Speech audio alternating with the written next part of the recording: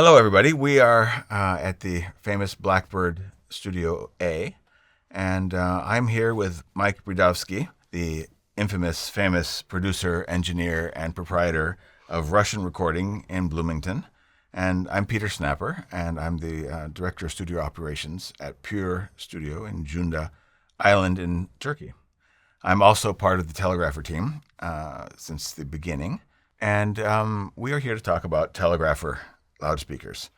Mike has joined us because he is one of the very first users, and I'm here because I was one of the first users of the prototypes at the very beginning. So we're going to go over a few topics and a few rat holes, probably, to get a take on how we use the Gorillas, what we think about them, their strengths, maybe their weaknesses, and I want to get another engineer's perspective on it.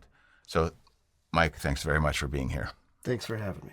So, Mike, my first question is, can you talk about how you first got involved with Telegrapher, how you first got to listen to them? What's your story with that? Yeah, sure. Well, it starts a little before that. I had been using the same set of monitors for a very long time. I used a vintage pair of B&W Matrix 805s from the 80s. They're technically hi-fi speakers, but they were adopted by Abbey Road first in the 80s. They also used the 801s, the bigger ones, for mastering. And as a result, my mentor, Steve Albini, heard them at Abbey Road and decided that he wanted to use those too. And when I interned there and started working there a little bit, I used them and I thought, wow, I've never had mixes translate like this before. Granted, I didn't have that much experience, but I found something that worked and I went with it. And then when I built my studio, I used them. When I built my second studio, I used them. You could say that I knew them very well and was used to using them. And so obviously over the course of 15 to 20 years, I thought, well, I should see what else the monitoring world has to offer. It has, after all, been 40 years almost since these B&Ws were designed. And we all know that newer is not better, but I'm sure there was something. So I did try out some other speakers. I decided to invest in a pretty substantial amount of money to audition like the top level of a very well-known speaker brand that, I'd say it was probably in the $15,000 range, to give you an idea that it's the pro stuff. And I set them up, and there was all this digital room correction stuff and microphones and all this stuff. And I set it up next to my trusty B&Ws. And then I went to listen and I switched to them and honestly was a little taken aback at how different it sounded, to the point that I only switched back and forth a few times. And I thought, the sound of the speakers isn't for me. That's one thing. But also, I don't want to shake things up right now. I've got a good thing going with my speakers, and if I start second guessing myself now, that's how drastic the difference was. It felt like I was in a different room. Everything was different. So I sent them back. And then I also had worked in other studios on other speakers. So I had helped design the studio called No Fun Club in Winnipeg, Canada. And they had a pair of the ATC 150s. And I remember hearing those for the first time and thinking, well, these speakers sound fantastic, incredible. And I was really just having a great time. And there's a nice room and listening to all these things I'd recorded. I found those to be almost like too flat. I don't want to say flattering because they're not, they're a little hyped. But they're so like immersive, I guess is a good word. Like I really felt like I was in the recordings. And that, for me, at least my style of recording, it wasn't good because I was getting too excited about every knob twist and every EQ adjustment because I could hear it. It's like, oh, it sounds cool. And then coming back and hearing it in a car, it wasn't so cool anymore. So I learned about the Telegraphers from my friend Scotty, who worked at Vintage King. And so we got in a call with AirJ, the founder, CEO of the company, and Emre, the brains behind the speakers. And they said, hey, we'd love to know what you think. They haven't been heard by very many people. And I told them, well, I'm perfectly happy to listen to your speakers. these have been my experiences. I've listened to great speakers, famous speakers, and I just found that I can't get away from the speakers I know. I just have work to do, And if I'm trying to learn a new set of speakers and second guessing, whatever. But I'll listen to them. Don't take it personally if I don't think they sound good. Right. Sure, no problem. And Emery kind of walked me through the sort of the ethos behind the company, which aligned perfectly with what I care about.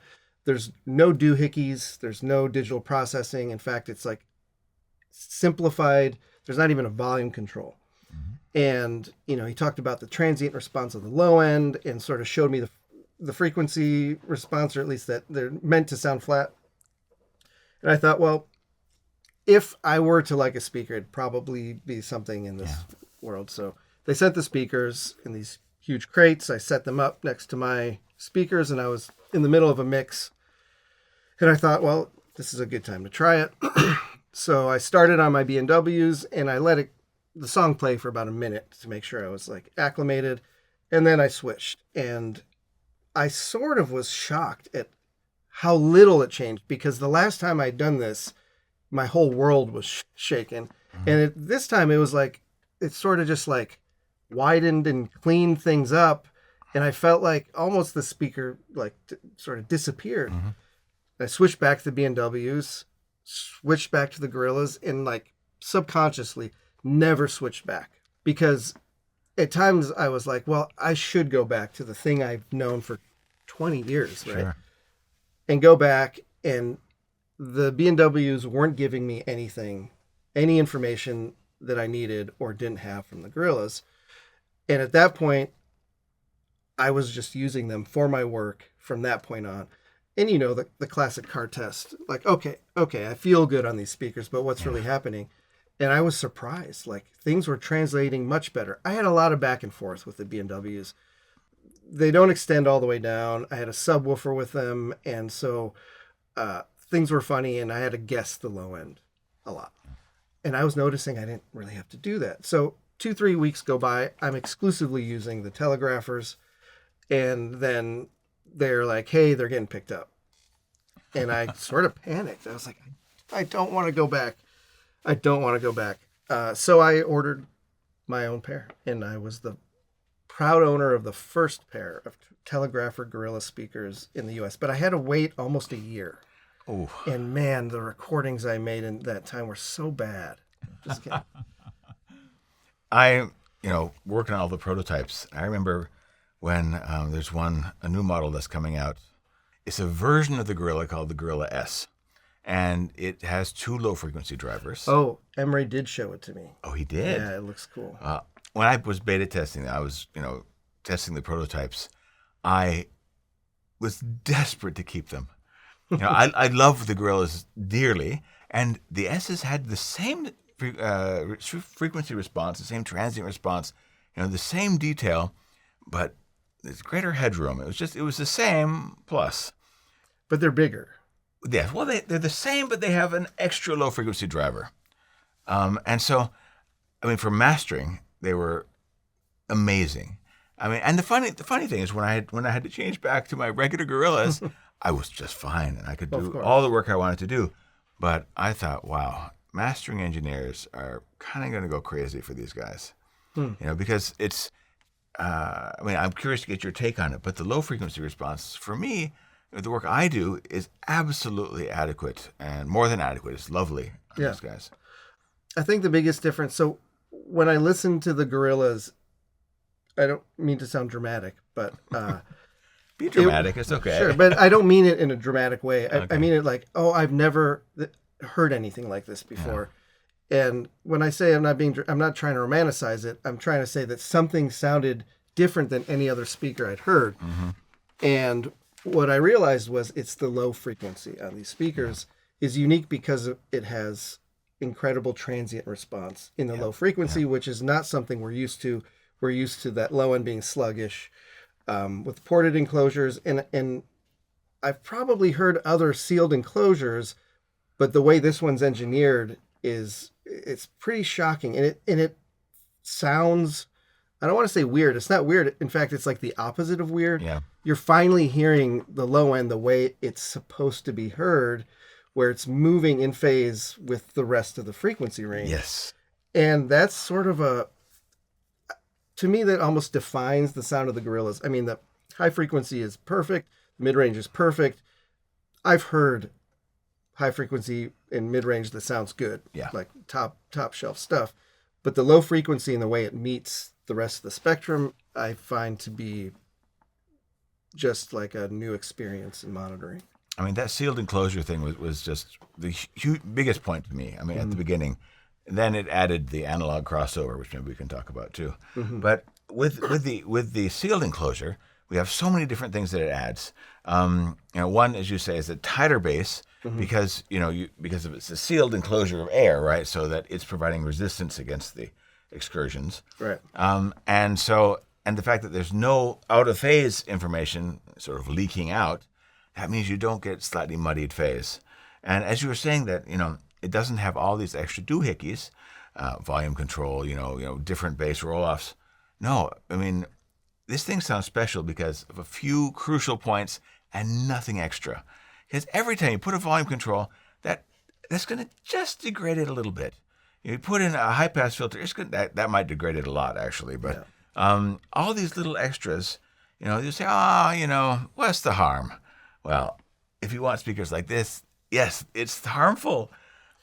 I have a question for you. Since you were in the early development phase, it seems to me, and to be honest, I don't look through. I hadn't even researched speakers or monitors because I was happy with what I had. Right. I did a little research and got the speaker that I thought would suit my needs. It didn't work, and I haven't looked again. But it seems to me that all these companies that are out now, it's hard to find any modern monitor that doesn't have digital processing, or even if it's not digital, some like all these different options, right? So when you first started developing the speakers, did you at first consider a digital interface? Yes. I mean, that's a great question. I mean, in fact, at the beginning, we worked with the digital crossover, and we actually got them sounding pretty good, because, we really worked hard on it, and it was quite an acceptable speaker. But then we kept listening, and I kept wondering if the transient response could be even better.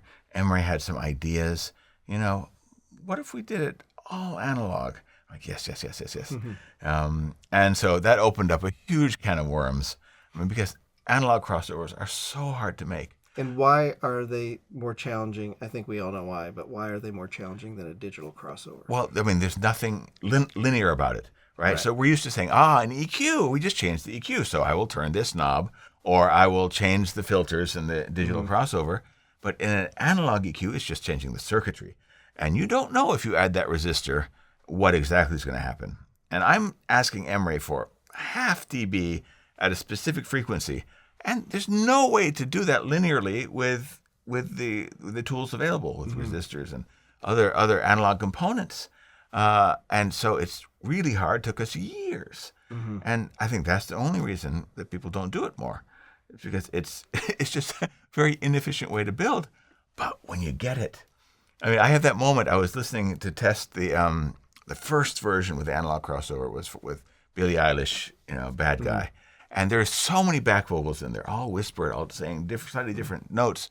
And I was listening there after listening to a very, very famous, huge 150-liter speaker.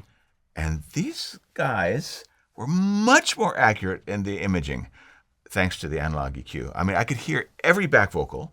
And, if I had the inclination, I could, notate, I could do dictation for every back vocal. What is it singing? Where is it in the panorama? And most of the time, those back vocals are just this cloud, and that's fine. It's an artistic thing. But to have that ability to hear the imaging blew my mind, and it was worth it completely to go through all the revisions that way. Yeah. And, when people talk about analog and digital, it's often like, analog's warmer and digital is cold. I think that at this point in digital technology, we can all agree that digital can sound pretty good. It sure can. So it's not about digital versus analog. It's just about how the speaker sounds. It's not like the speaker sounds warmer or more musical. Maybe it does, but I mean, it does, but I think the analog is only one part of it. I think that the aspects that the analog gives you have to do with sort of the phase and the transient responses and the imaging. It's not so simplistic, right? I mean, good DSP is good DSP, and you can get to a certain point. But we felt that to get the next step, really only analog could deliver it. and it's because you're eliminating all the bullshit. Well, There's like as it's a simple design, right? Well, that's it's very simple. complicated, but I mean, But I guess there is no DSP. There's no no DSP. analog to digital No, conversion. the or signal digital stays analog. analog the whole way through, and that's one of its most special characteristics in my mind. And I'm not to denigrate any DSP using speakers, but to me at least, when I listen to these guys, I hear something qualitatively different about them. And I think the analog crossover design is part of it. I think also the way that it lets us do active amplification, active crossover on line level signal before it goes to the amps means that you can do delay between the different drivers. You can get exactly the delay to time align them. Whereas if you don't do that kind of crossover and loudspeaker design, you have to do it physically, and that's always going to be a blunt instrument, right? I mean, doing it in the analog domain is still trickier, but it is better sounding ultimately. A lot of people ask me, like, why do you like recording on analog tape versus digital? And usually what you hear is people say, oh, analog tape sounds so good. I think it sounds fine. In fact, I think digital is so good. I sometimes prefer the sound of digital recording nowadays with the right tools. But to me, what makes analog recording special is the process. Yes. So it's that the band is listening more. It's that they have to get the take in one take because they can't afford 8 reels of tape, which would cost more than the studio time. Exactly. And it's just the method that you work harder to get a better result. And when you talked about the process of designing the speaker, it took you years, and I find that fascinating. If you add digital, you're tempted, like in the studio, you're tempted to edit, to do all this stuff, to tweak things endlessly. But when designing a speaker, if you have a digital setup, you have a problem, you're like, let's just fix it in the digital realm. Instead of really listening like you guys did and fixing it, you just spent more time listening probably than you would have if you would have. Yeah. When you say you spent years doing this, I think you can hear that in the speakers, and I think that's like the soul of the speakers, that you spent so much time making it perfect. Oh, well, thank you so much. That's very, very kind of you to say that. Yeah, it was really exciting. I mean, but very obviously iterative. Well, and it makes me feel even better being the kind of one of the first people to hear it after I didn't realize like so much time and thought had gone into it, but it's pretty obvious when you listen to them. I mean, I have to be honest. These were primarily, what I believe the frequency response should be, how I believe they should sound, and I was terrified when other engineers were going to hear it. So the really good guys. So when your response came back, I was like, okay. As soon as we met, right, we share similar tastes in sci-fi. We like sci-fi, and same with like what we love about audio and sound. Yeah. What else I appreciate is how the speaker looks, and I have a small anecdote. So I mentioned earlier that I interned at Electrical Audio with Steve Albini, and I was pretty young. It was more than half my life ago. I was about 21 years old, and I remember, when I had a chance to talk to him, I told him, I said, hey, Steve, so like there's this thing I'm struggling with. And Steve is a very pragmatic person, and that's why I want to ask him this question. I said, I love microphones, and if you know anything about me, I'm really deep into mics. Yeah. And I said, but I'm drawn to the most unique, weirdest looking ones, the ones that like, and I feel bad because that has nothing to do with the sound. And he said, well, hold on. It does have to do with the sound, because the aesthetic, it was designed by someone, and their personal aesthetic went into this microphone and also into the sound. Like it's all one package. And it's the same thing with the Gorillas. I feel like they sound the way that they look, and I'm drawn to them visually the same way I'm drawn to them aurally. Yes, that's kind of one of the one of the lucky things about how the company came together, because there's Emre, our genius designer, and mine. I'm the ears, but we added Erce Kaşlıoğlu as our corporate expert and our visual aesthetics guy, and he runs a company that makes amazing textures for automobile interiors, very, very high-end automobile interiors. So he knows all the materials and how to get finishes that are impossible for anyone else, because he's been doing it for 20 years, and the standards are very high. He also knows, the high-quality manufacturing techniques. So he brings so much to the table, and so I find them gorgeous too.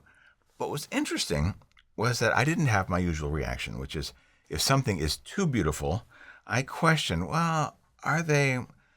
People spend a little too much time on the aesthetics of it. Well, I have noticed there's like a tendency to make things look more extreme. It's like a marketing thing to catch someone's attention. And not only does it seem like maybe they spent too much time on the look, but I also noticed that the look matches the feature set sort of. So like the crazier speakers also have like all these doohickeys like we talked about. Yeah. But I have to be honest. I mean, and it's not because I was involved with them, but I don't have any of that reaction with the Telegraphers. I mean, they are just aesthetically, texturally gorgeous. And I know from early on that the basic shape was determined by the physics of it, right? So the diffusion is very rounded corners. And then what was added was these textures and colors. And I find when I'm looking at my beautiful, Stormtrooper white gorillas in my studio, that it adds something to the music making experience. The more beauty I'm surrounded with, the more I can, imagine finding beauty in whatever I'm working on. To add to what you're saying, in my experience, I'm very particular about how my studio looks, and I loved how the Telegraphers looked. And when I got them into my studio and put them up, I went with orange. I thought, man, I was sitting there and with my wife Stacy, like, which ones? Looking at the colors, and it's like, go bold or go home, right? Right. So I picked the orange and I put them there, and they just like, it almost changed the temperature of the room. They're very elegant. They have a presence without being obnoxious, and like I said, they look how they sound, just like it's just right. But I was so into how they looked that I actually redesign the look of my studio. I did a lot of things. Let's see. I'll go over all the things I did to accommodate my speakers that I love so much and wanted to get the most out of. First of all, they lived on my console meter bridge, like we talked about. They were too close. They're mid-range, they're mid-field speakers, so I need to move them out. In order to move them out, I had to face the fact that I foolishly had my control room door open onto the inside. So I hired someone to remove the control room door and turn it so it opened to the outside so I could fit my gorillas in and also make a whole lot more room. Right. So thanks to the gorillas, I have more room to walk into my control room. Then I spent a lot of time matching the color of the door, the paint on the door, to the gorillas, and painted the door 3 times to get the color just right. I then also upgraded my couch to match the gorillas. And orange and blue, and this is serious. Because of the gorillas, my favorite color combo became orange and blue. And we're redesigning my website logo, and now we're going with like an orange and blue combo for the website. So that's to say that I love how the speakers look, and they truly like influenced how my control room is looking. And even going even further, after getting the gorillas, I changed my door. I changed the position. I'm trying to maximize how they sound. And so one of my other favorite things about my gorilla experience is that I became pretty close friends with Emre, the designer, the genius behind. Right. And so we chat all the time, and I'm always talking to him about my experience with the gorillas, or, hey, I just mixed this on the gorillas, And I said to him, hey, we got them in the right position. They sound better. And I'm still using this sub that I have because I was addicted to using the subwoofer with my 805s. Now the gorillas reached down further, and he said, try without just to see what it's like. And I'm like, I don't think I can. And even just in this moment, looking back, I'm realizing that transient response of the low end and the gorillas with that sub that I had, it was masking that. Also, the sub wasn't quite tuned right and all the stuff. I understand why Emre suggested that I try it without the sub. And he also encouraged me to finally take acoustic measurements of my room, which is something I had been postponing because I didn't want to know, like, have I been mixing in a terrible environment? Do I have to change the way I'm mixing? And I designed the room myself when I was like 25 years old. I used the resources I had to do the best I can, and I was building it within an old warehouse, so I tried to figure it out. The room actually sounds pretty good. The results came back. He said, there's some issues here, but overall, pretty decent room. But you could have some improvements. And he said, now look here with the subwoofer, it looks flat, except not in the time domain, right? Right. So, and he taught me a lot about RTA, and what you're looking for is equal reverb time at each frequency, right? Right. Because you don't want, and low end tends to hang around, Yep. and that tends to mask things. And like I said, what you want is that transient response to the low end. Yep. And if there's like a 60 hertz sitting around for like almost a second, that's no good. And so he said, look, without the subwoofer, sure, it drops off in the low end, obviously, Right. but your RTA gets a little better. So why don't we treat the room based on this graph and see what happens? Right. And it wasn't as easy as like buying a little thing and putting it in. We designed an entire, basically the back of my control room was this like nook. So I've got 15-foot ceilings, and then in the back it drops down to an 8-foot ceiling. It's like a little alcove where the couch sat, which isn't ideal. So we said, hey, we can use that whole depth as a bass trap. Right. So he helped me design a Helmholtz resonator paired with a low frequency diffuser, which, by the way, I learned a lot from Emre here too. To diffuse frequencies that are lower, you need the trap to be deeper. Right. And building a diffuser that deep is a lot of work. And we built one that reaches down to below 200 hertz, which made it 3 feet deep. So this whole back wall, I took away 3 feet. That's now a Helmholtz resonator on the outside and this diffuser on the inside. And that's a lot. It was a lot of work. It took months. And of course I had to make it out of walnut. So it was expensive too. Of course. And that goes to the aesthetic. I wanted it had to look as good as the speakers. And then I started mixing in there and I thought, it sounds better.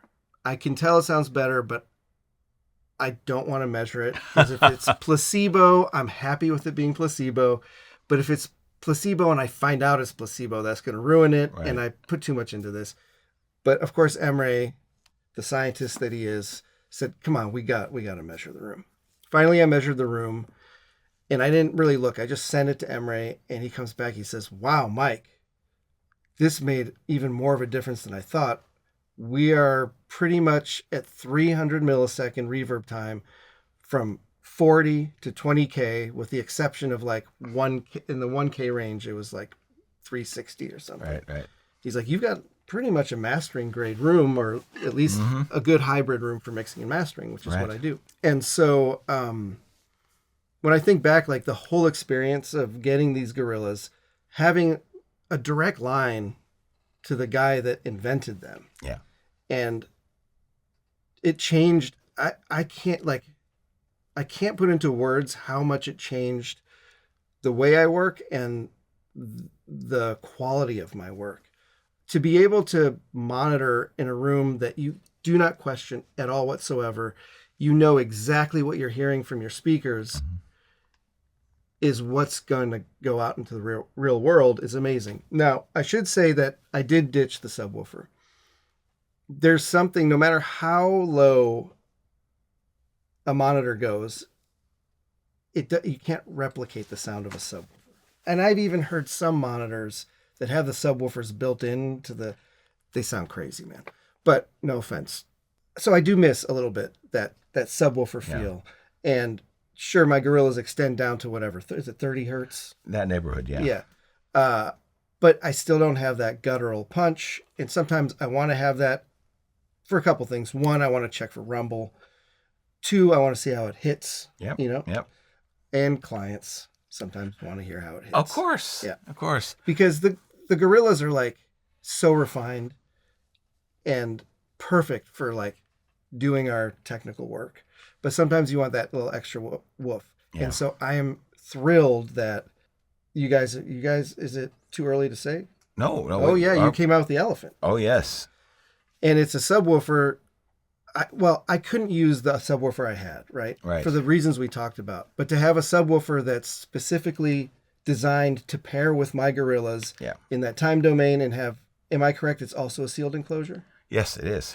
So like having that transient response all the way down to whatever, does it go down to like 10 hertz or something? Yeah, it's something insane. Yes. Yeah. I'm excited. I'm getting mine in a week or two, I hope. Oh, you'll be happy. This is another thing I designed. I rebuilt my console. I don't know if you know about my Sphere console. Yes, I read about it. So in the process of redesigning the monitoring section, I had my tech, we built out a whole subwoofer monitoring section that allows me to switch between speakers and set the trim of the subwoofer to match the speakers. Right. And so I'm really excited to finally use the subwoofer section on my console. I mean, I can say you'll be really pleasantly surprised at the punch of these guys. I mean, I find so many subwoofers very flabby, but the Elephants are just, I think you're absolutely right in the way you describe the transient response and the low frequencies. It's something most people don't ever hear. I mean, it's a wild experience. And I heard it a little bit here, that Elephant, and already I was like, hey, that's like sub bass I haven't quite experienced before. Yeah. And it's all analog. Yep. All analog. And is there phase control? There's phase inversion. There is also very individual granular, degree that's by what degree. I meant, like polarity exactly. and phase as well. That's right. And also you can dial in the crossover from 30 hertz up to 300 hertz. Yeah, and 30 hertz seems crazy, but with the Gorilla, it's exactly what you want. With the Gorilla, you put the crossover at 30 hertz. It just gives you what you need. I mean, some genres love that extra bit. I mean, I work with most of the time with just the Gorillas by themselves because the low end is enough because of the sealed container. Well, and you're doing classical music. Mostly these days, yeah. There's not a lot of sub bass. There's some sub bass, but it's not in the you got to check for rumble too. Oh yeah. Yeah. But it's anyway, I was really surprised at what a difference it made. Mike, actually, I'm kind of jealous because you get the experience of receiving them, in the mail, or whatever cargo is doing it. And I'm curious what your experience was. I mean, when you received these guys the first time, what did you think? Well, it's everyone likes to get stuff. That's true. Sometimes I just buy things so they show up in the mail. And you want that experience to be a good one. But this is, I'm pretty sure that like they called me and they're like, we have a very special thing to deliver. Oh, it must be the speakers. I thought it's just heavy. But then they show up in these crates that say Gorilla. And they have like these, right? Like, yeah. Like, I'm wondering, am I picturing this I made up? No. There's like rope.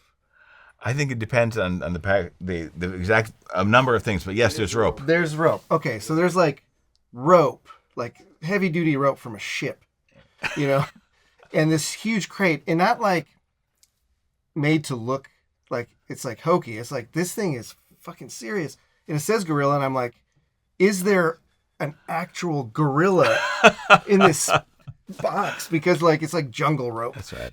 And they're huge, and you would think that by the size of this crate that both speakers are in there, but there were 2 crates. So I thought maybe they sent me 4 speakers. I don't know. So this is to say that it was very exciting to receive them. Yeah. And you could tell how much care has been put into every single part of the speaker. And that goes to say a lot about being detail oriented. Mm-hmm. Because there's no way that those speakers were going to be damaged in transit. Anyway, opening it's a pure joy. You need a fucking crowbar to open the thing. I've got a band that's setting up.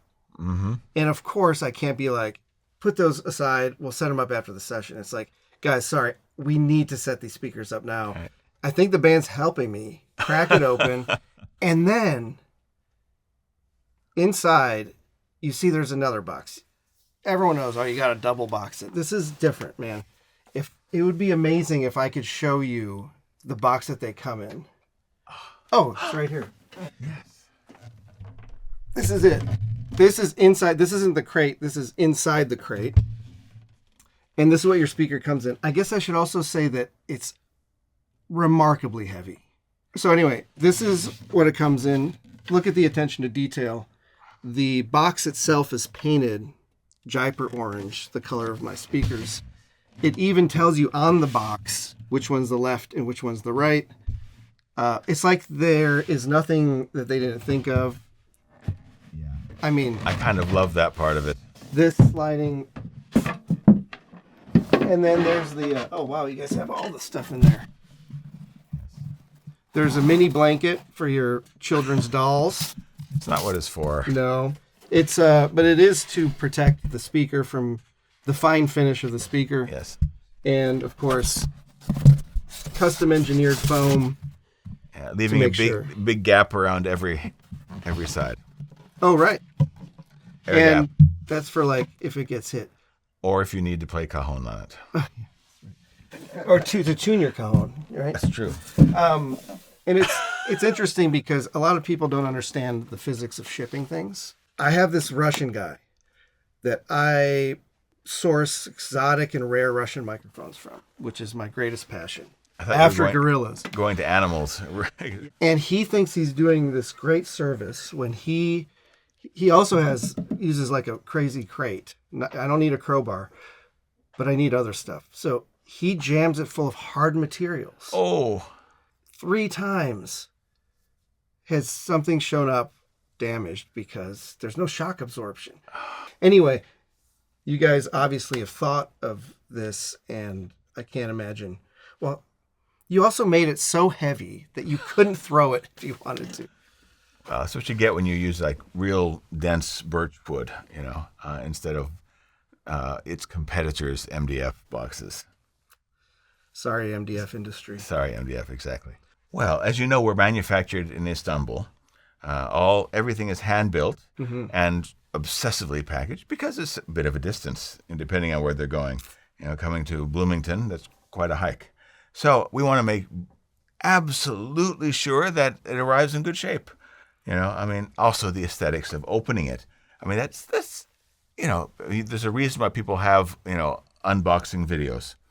Right? Well, but you can imagine you're paying for something substantial. You want it to feel like, yes, right? You want to know that it's loved and everything is thought through.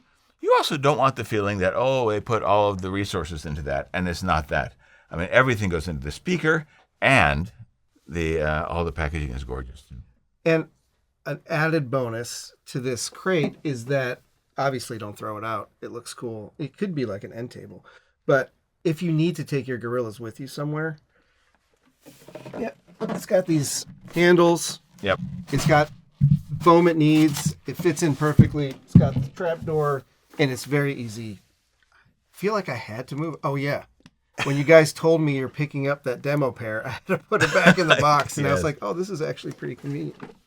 Yeah, it's glorious. To be able to work and move things that easily. I've never had anything like it with other speakers. So, Mike, thank you so much for joining us today. And likewise. And I can't wait someday to come to Russian Recording. I forgive me, but I lust over all of your amazing vintage microphones. Well, I can't wait to come to Pure Junda. Man. Cool, man. All right. Take care. Thanks, Thank you Peter. again.